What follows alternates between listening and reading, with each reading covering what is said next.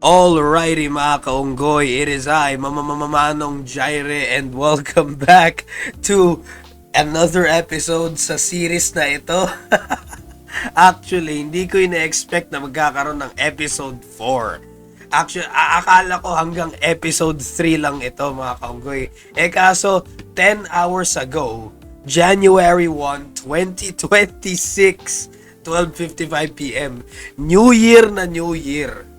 So, nahanap ko na rin yung official page nitong babaeng to. Ito yung official page niya from what I know. So, ito yung sinasabi niya. Not sure kung ito na talaga yon, pero sa tingin ko ito nga yun. Alright, mga kaunggoy. So, 12:55 p.m. New Year na New Year. Meron pa siyang ebas. May ebas pa siya. New Year na New Year, mga kaunggoy. Here's my final video statement to clear the air. Yesterday's video was cut off by Facebook, but this one provides a complete explanation. I have deleted the previous post. Wait, anong previous post? Heads up, medyo mahaba-haba po itong video na to kasi 10 minutes and 39 seconds po ang video na pinost niya. I will try to soldier through this video. Actually mga kaunggoy, meron pa akong hindi pa okay yung lalamunan ko, kaya medyo weird pa rin yung boses ko, right? So, without further ado, let's take a look at her video statement. Let's see kung ano na naman mga ebas niya. As you can see, tinan nyo yung ratio, ang daming haha reacts. Tinan natin yung mga shares, right mga kaunggoy. So, ito yung mga shares. People who shared this, okay na, wag ka na magpaliwanag, pinapatawad ka na ni pinapatawad na kita, wag ka na magpaliwanag, okay na, wag ka na magpaliwanag, pinapatawad ka na ni ang daming mga nag-share, girl, no need to explain, Diyos ko, cheating is cheating, may sasakit ang puson. Kahit anong gawin mo, walang kakampi sa'yo. Exactly. And yun yung maganda. Kahit anong gawin niya, walang kakampi sa kanya. Yun yung okay. That is, the world is healing, mga kaunggoy. At least, may mga taong may mga utak. Alright? Ulol, parehos lang kayong lahat. Ang daming nagjo-joke dito. And it's good to see. It's good to see. Ang daming nagjo-joke dito. Let's hear her out. Let's see her excuses. Let's see what she has to say on the matter, mga kaunggoy, alright? May mga gusto lang po akong linawin and sagutin ng mga questions about sa issue na to. Alam kong matagal na and medyo papatay na yung issue and ngayon pala ako lumabas. Kasi Actually, alam mo naman pala na papatay na yung issue eh. So, bakit ka ngayon lumabas? Ang ginagawa mo, binubuhay mo lang ulit yung issue. Like, alam mo namang papatay na yung issue, ba't ka pa ba nag-release ng statement? Binubuhay mo yung issue eh. Nire-revive mo Nire-revive mo eh. Akala ko ba gusto mo makalimutan ng mga tao to. Pero, yeah, okay, let's give her the benefit of the doubt, right? marami po kaming inasikaso ng family ko. And Christmas po that time, Okay, nung kumalat yun. okay. Kaya, medyo mahirap. Talagang mahirap for me na mag-adjust agad, na magsalita agad. And yung about naman doon sa girl na nag-send ng convo and private talk namin doon kay Guy, is dati ko po siyang kaibigan. Okay, Dati ko po siyang kasama sa work. okay. And nagkaroon po ng away sa amin dalawa before Oh. siya magkwento doon kay Guy. Bago siya mag-send ng mga convo and private talk namin doon kay Guy. So, based on what she said, basically magkaibigan sila, nagkaroon ng misunderstanding or nagkaroon ng away, and basically naging petty yung babae niyang kaibigan, kaya niya nilaglag. So that's what I'm getting at here. Wow, that's a real friend. Pero base sa mga nakita kong convo, actually winarningan kanya eh. May binigay siyang mga matitinong advice sa'yo eh. Like, umamin ka kay ganto, ganyan, huwag mong gawin yan, di ba? Hanapin ka natin. Ito. Alam mo girl, kung totoong gusto mo ng bitawan yan, just simply say na may BF ka, on and off lang kayo, and that's it. Oh, like, from dito sa sinabi ng best friend niya or friend niya, your friend knows what he or she is saying. Actually, babae yata yung kaibigan niya eh. So, she knows what she's talking about. Matino yung friend mo. Matino yung friend mo para niya sabihin tong kung gusto mong bitawan yan, just simply say na may BF ka. Tas eto ka, sinasabi mo, ayoko nga sabihin na may BF ako. Mas okay yung hindi niya alam yun. Wow! Mas okay yung hindi niya alam. Holy shit, man. Eto, isa pa to. Safe ako gumalaw.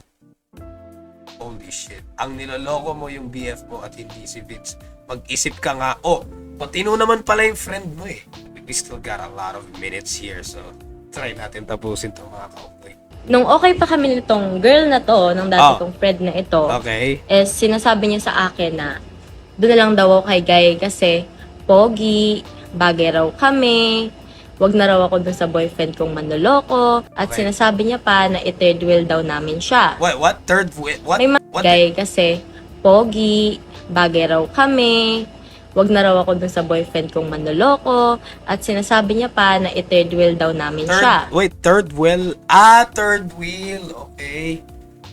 Sheesh.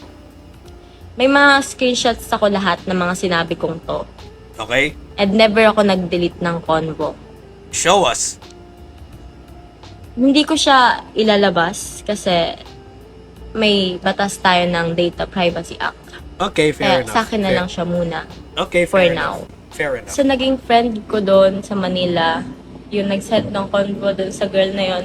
Alam mong naging mabait akong kaibigan sa'yo. Wait, sino nag-send ng convo? Wait, what? For now. So, naging friend ko naging doon friend sa mo, Manila, yung nag-set ng convo doon sa girl na yon. Okay. Alam mong naging mabait akong kaibigan sa'yo. Yeah. Hindi. Not only, okay, like, yung kaibigan mo, naging mabait na kaibigan sa'yo. If you would look at the screenshots, she's actually giving you, like, proper advice. Nag-away kayo, nandun ako. Ako yung unang-unang nandun sa tabi mo. Galing pa ako ng Bulacan, hindi ako pumasok ng work kasi mag-isa ka dun sa Robinson. Mag-isa ka dun. Chat ka ng chat sa akin, nasan ka? Pinuntahan kita, di ba? Hindi ko alam na sa simpleng misunderstanding, aabot ka sa ganun. Aabot sa sinabi niya yung totoo kay Vince? Ba't parang galit ka? She told Vince the truth. Sinabi mo nga na ikaw yung mas matanda sa akin. Mas 25 years old ka. Dapat ikaw yung mas malawak yung pag-iisip na dapat ganito yung gawin. Di ba niya ginawa yun sa mga screenshots? Hindi yung bigla ka na lang nag-jump na dun ka na lang biglang nagsalita sa hindi mo pa naman halos kakilala. Hours mo lang siya nakasama, hindi mo nga siya ni nakausap, 'di ba? So dun ako nagtataka, bakit dun ka nag-open na dapat sa akin kasi ako yung kaibigan mo? Actually, nag-usap na nga kayo, di ba? And, ito, hanapin natin yung screenshot din. Sabi mo nga dito magaling ka gumalaw, play safe, ayan, play safe, safe ka gumalaw, di ba? Talagang concern ka, so dapat ako yung nilapitan mo, ako yung sinabihan mo. Hindi yun dun ka pupunta sa isang tao na hindi mo pa naman talaga totally kilala. Actually, here's the thing, hindi malalaman ni Vince unless ilaglag ka ng friend mo eh. So, kung hindi ka nilaglag ng friend mo, until now, niloloko mo pa rin si Vince at kung sino man yung boyfriend mo. You just think about that for a second, right? Kung hindi ka nilaglag kuno ng best friend mo, hindi malalaman ng two guys. And about naman po doon sa bakit raw po ako nagpaligaw may boyfriend ako. That time po is nagkakalabuan na kami ng boyfriend ko. Wow! What a wonderful fucking excuse. Kaya daw siya nagpaligaw Kasi nagkakalabuan sila ng boyfriend niya. Whoa! What a wonderful, justifiable, understandable advice. Ginagawa yan ng matinong tao. Give her a round of a fucking applause, mga kaunggoy. Palakpakan. Sheesh. Disgusting behavior. This, like, absolute disgusting behavior, mga kaunggoy. Sa lahat ng mga nanonood dyan, gawin nyo yun. Napakatino niyan, alright? That is absolutely amazing, right? Wow. Great logic.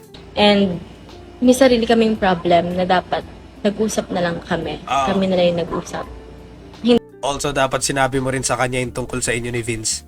Hindi yung gumawa pa ako ng way para madagdagan yung problem na yun. Okay. I admit na mali yun. Yeah. Alam ko yun. Buti alam mo. And sa mga nakakakilala sa akin, alam niyo yan, sa mga kaibigan ko, lagi ako nagsasabi sa inyo about sa issue na yun. Okay, buti alam mo. And ang mali ko lang dito is nagtiwala ako sa akala kong kaibigan ko. What? What? Sa tingin mo, yun yung mali mo? Ang dami kong tao pinagkatiwalaan kasi sobrang bilis ko magtiwala eh. Sa age ko na 21 years old, talagang yes, nagkakamali ako ng mga desisyon ko kasi ako po, start nung pumunta ako ng Manila, hindi ako humihingi ng tulong sa parents ko. Lahat ng problema ko doon, sinasarili ko lang. Kaya yung mga decision ko that time, Walang utak. Lahat ng mga decision niya, walang utak. Oh my God. bibigay sa akin ng advice. Talagang Yeah. sinasarili ko yun. Hindi ko Oo. rin sinabi yun sa ex-boyfriend ko. Okay, so ex-boyfriend. So ex na niya pala ngayon. Very good. Okay, very good. At least they broke it off. So, okay yun. Na ganun yung nangyayari. Kasi ayoko. Kasi gusto ko ako yung makasolve ng sarili kong problem. Gusto mo pagsabayin yung dalawang lalaki. And hindi ko alam na dahil gusto kong ako yung mag-solve ng problem ko is mas lumala pa dahil sa pagtitiwala ko. Wait. Ano sabi niya?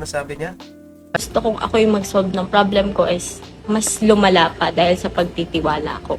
Hindi, mas lumala pa dahil sa pinaggagawa mo, pinagsabay-sabay mo yung dalawa eh. Let's be fucking real here. Hindi dahil nagtiwala ka, dahil pinagsabay-sabay mo yung dalawa. One more thing about sa PR. Ibig sabihin po ng PR is personal rate mo. Okay. And may Okay, medyo gets ko na.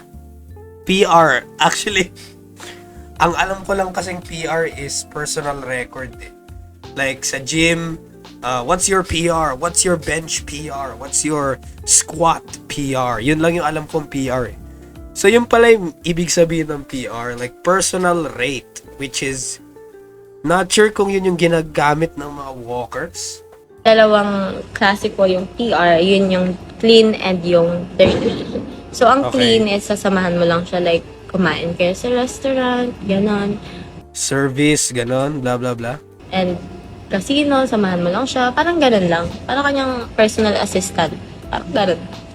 And yung dirty is dun na, yung personal rate mo kung magkano ka. Kung Okay, medyo nagigets ko na. magkano yung sex mo, ganun. Wait, bakit alam mo yung mga bagay-bagay na yan? Ano yung pinagkaiba nun? Never ako tumanggap ng mga sexual favor nung nagwo-work ako doon. Never akong tumanggap ng mga ganong bagay. Okay. Dun sa friend ko, alam mong hindi ako tumanggap ng sexual favor. And may screenshot akong sinabi ko yun. Most of you nagsasabi na kwento ko to. Siyempre, tama ako dito kasi nga, kwento ko to eh. Pero, paano ko ba kayo makakonvince? Para sa sarili ko, alam kong ito yung totoo. Okay. Ready po ako magpa-lie detector test. Para Oh! malaman ng totoo yung sinasabi ko. Hindi Oh shit, like that's confidence right there. That's confidence. Props to her, actually. Ako natatakot na magpa-lie detector test kasi alam ko sa sarili kong totoo yung sinasabi ko. Wala akong ibang kakampi dito. Ako lang. At alam kong walang maniniwala sa akin. Kasi kwento ko to eh. Sino maniniwala sa akin? Kasi first of all, screenshots yung nilapag, diba? Pero hindi lahat nakikita nyo sa social media. Yun na lahat yung totoong nangyayari. Actually, totoo yun. Yeah, ang dami kasing mga fake accounts, mga fake... Actually, meron din mga fake screenshots. May mga nakita din ako mga fake screenshots sa Facebook. So, it's best to not really believe everything you see or read or hear. So, word of advice lang, like, take everything as a grain of salt. Like, grain of salt lang mga kaunggoy. Alright? So, ayun lang. Ang tagal. Tulad nung Okay. nagpapanggap na ex-boyfriend ko. Ayun nga, isa pa nga yun. Tingnan nyo ngayon. Naka-private na po siya. Naka-lock profile siya, yeah. Nag-message siya sa akin kagabi pag start ko mag-post ng video. Okay. Doon pa lang doon pa lang sa part na yun, alam nyo na yung ibang story is hindi totoo. At Oh. yung ibang kumakalat na issue is hindi totoo. Okay. Yung mali lang doon is yung nagpaligaw ako. Yeah, buti alam mo yun. Actually, marami pa, pero hindi na ako Okay. mag-focus doon. Mag-focus na lang ako kung anong merong issue ngayon. Hindi ko na siya ipapublic.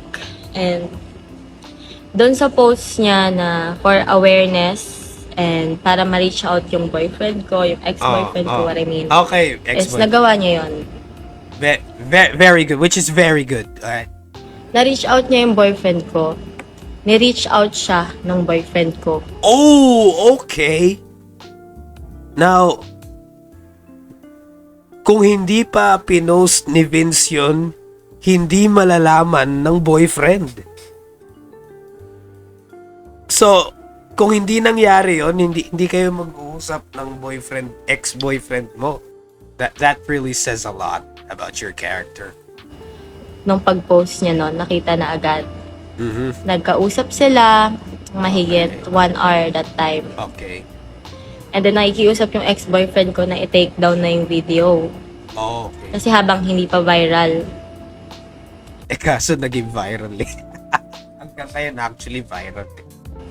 Pero ang sagot nito ni Guy is pag-iisipan ko pa. Mhm. And after nun, hindi na siya makontak, hindi na siya nagsisin. And patuloy yung pag-post niya. May mga behind the scenes pa siyang mga pinost. And sa caption niyang for awareness and para ma-reach out lang yung boyfriend, hindi kasi nakuha niya yun And for awareness, sa sinasabi niya, For awareness, para wala na siyang maloko na lalaki. Pag hindi kasi nalaman ng ibang lalaki yan, edi the guys that will try to be in a relationship with you will go in blind. Hindi nila alam yung pinaggagawa mo, yung infidelity mo. So, parang medyo okay na rin, no, na pinost ni Vince. Para alam ng mga ibang lalaki na, oh, I better stay away from this bitch kasi she has a history of being like not loyal, gano'n, blah blah blah. kung awareness talaga yun, dapat binlurred mo yung mukha ko.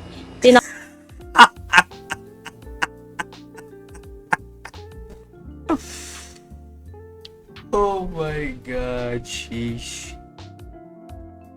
Yeah, para marami pa siyang mabiktima.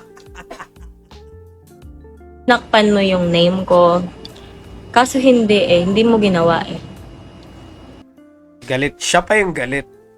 Kasi yung mga evil plans niya hindi na niya magagawa Talagang gusto mong ikalat, 'di ba? And Yeah, para ma-save yung ibang lalaki. hindi ko alam na ang dami mo palang videos. And pagtapos nung nangyari na yon, nung video na yon, nung 23 na yon, nakiusap pa ako sa'yo, di ba, pag uwi ko. Ah, Pero anong sinabi mo sa akin? trending to. Diba? Yun yung sinabi mo sa akin kahit Oh! nakikiusap na ako sa'yo na So, for the clout din. Holy shit. For the clout din pala. Which is, I don't know, man. Like, alam mo, may pag-uusap tayo nun, ang haba nun. May screenshots ako nun. okay. And hindi ko na para i-public pa, i-post pa dito kasi nga po may batas nga po tayo ng Data Privacy Act. Nag-reach out ako sa'yo nang nag-reach out. Pero anong ginawa mo? Di ba binlock mo ko Okay. bago ka nag-post? And that time, alam ko na nagpo-post ka. Kahit anong sabihin ko sa'yo, is magpo-post ka. Kahit sabihin ko sa boyfriend ko yung nangyari, magpo-post ka pa rin. Kasi desidido ka eh. Nagplano ka eh. Diba? Gumawa ka pa ng mga behind the scenes mo. Planado mo lahat eh. Kaya kahit anong sabihin kong paliwanag or kahit anong explain sa'yo. Siya pa yung galit eh, no? Siya pa yung galit. Akala niya wala siyang kasalanan dito. Which is, in reality, siya may kasalanan nitong lahat. Ng ex-boyfriend ko. Kaya hindi mo tinake down kasi gusto mo yung nangyayari ngayon. For the clout, motherfucker! Gusto mo yung attention na nangyayari ngayon. And for me, Ay, wow, galit. anong epekto nun sa akin?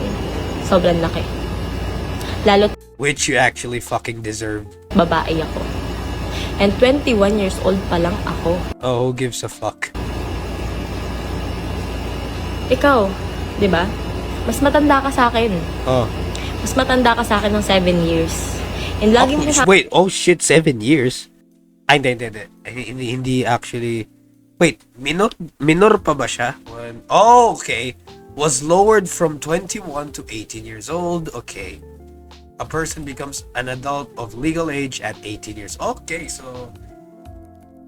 Okay, akala ko kasi minor siya nun. So... aking sinasabi na dapat may self-awareness ka. So bakit hindi mo na-apply yun sa sarili mo? Wait, you wanna talk about self-awareness? What about what you did? Ba't ganun ka mag-handle ng situation? Actually, I would say the same for you.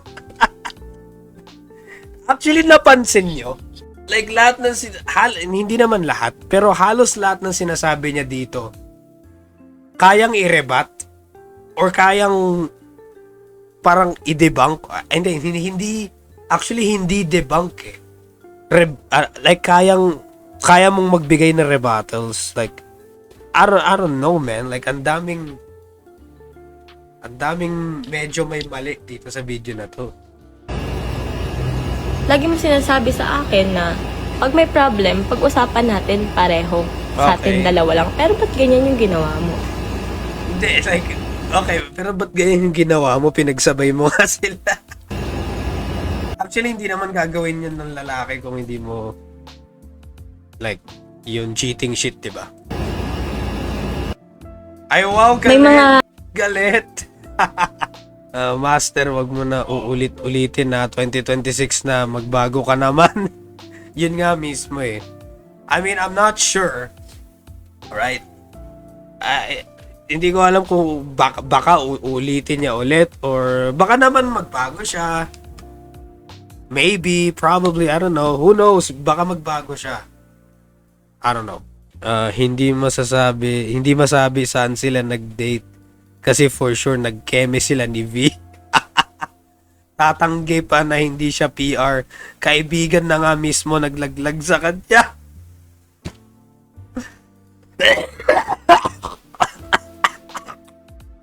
Oh my God. Dito pala sa comment section. Isa lang naman issue dyan. Totoong may BF ka at may food driver ka at Actually, hindi tayo sure Hindi tayo sure kung nabembang siya. Wait, nabembang ba siya? Hindi mo kailangan magpaliwanag dito, dun ka sa BF mo magkwento. Well, ex na daw sila eh. So, mag-usap na lang kayo nung guy, humingi ka ng sorry. I don't know what the fuck he said here. sa kanya tungkol naman dun sa friend mo, hayaan mo lang, hindi mo rin siya masisisi. Ayun nga eh. Can I get out? Sana all baliw. Baliw ka, nilinaw mo pa talaga na isa kang cheater. Ah. Actually, New Year na nga eh. New Year na. Ba't mo pa binuhay yung sarili mong issue? What the fuck are you thinking?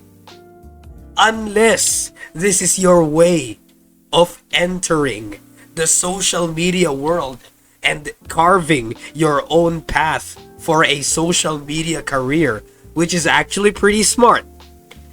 Matalino yun actually. If this is your way na mag-transition sa isang career sa social media, that's actually pretty smart, and if I were you, I would do that, alright? Kasi may clout ka na eh. Hanggang ngayon, trending ka na eh. So, gagawin mo, ipakinabangan mo na yung sarili mong issue, sa totoo lang. If I were her, that's what I would do.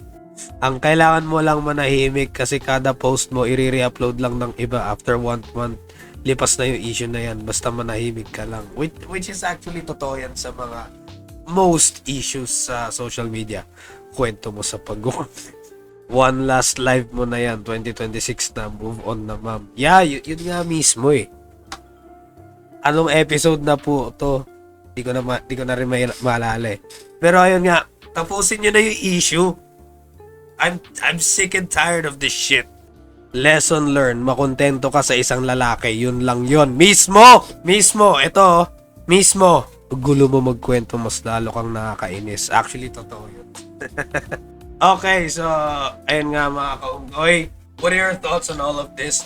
Ano opinion nyo sa issue na to? Ano opinion nyo sa video niya?